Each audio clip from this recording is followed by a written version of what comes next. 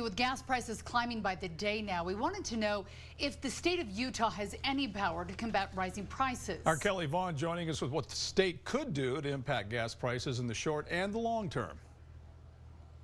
According to the governor's energy advisor, the state sees American energy independence as the way out of these high gas prices. Nowadays, filling up your gas tank can mean emptying your wallet. Nobody wants to get out and about, being that they have to spend more money on gas. I don't see it getting any better anytime soon.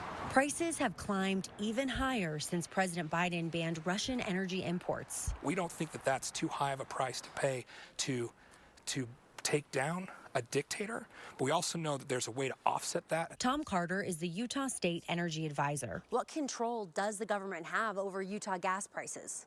Gas prices are dictated by market, right? And but the government has a control over how much we extract. He says gas prices are about supply and demand, saying if Utah makes more oil, the market could stabilize and costs would go down. So what we're trying to do is find a way to work with the federal government to increase extraction here in Utah, here in the U.S. Utah and other Republican governors have asked President Biden to roll back restrictions for more drilling on federal land. Could this happen soon or no? I honestly don't know. I am hopeful. Why not put that money in electric, solar, wind, those kinds of energy sources? All energy comes out of the ground. It takes 6 to 10 critical minerals to make a solar panel. It takes a dozen critical minerals to make a wind turbine. And then, of course, you need the wiring to get energy from point A to point B. And he says Utah would need to mine for those minerals as well. Another way to lessen the state's oil demand could be to incentivize Utahns to buy electric and hybrid vehicles instead of charging them for road use as the state currently does. That's a false choice, right? We're just not at the point where everybody's going to switch to an electric vehicle today. We don't have the production of electric vehicles today. He says those added electric vehicle fees make up for the money they weren't getting from those drivers through the state's gas tax.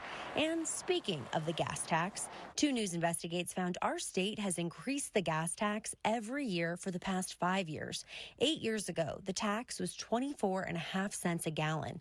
This year, it went up to 31.9 cents. And when you add that to the federal gasoline tax, Utahns are paying 50 cents per gallon in taxes alone. With gas prices so high, and I know we just upped the gas tax last year, is that something that should be reevaluated? I'm not ready to comment on that. He says at this point, they're continuing to look at all the options when it comes to gas prices, adding that the governor could not remove the state's gas tax unilaterally. Federally, a bill was introduced last month called the Gas Price Relief Act of 2022. The bill would suspend the federal gas tax through the year. If passed, it would instantly cut gas prices by 18 cents a gallon. Reporting in Salt Lake City, Kelly Vaughn, KUTV 2 News.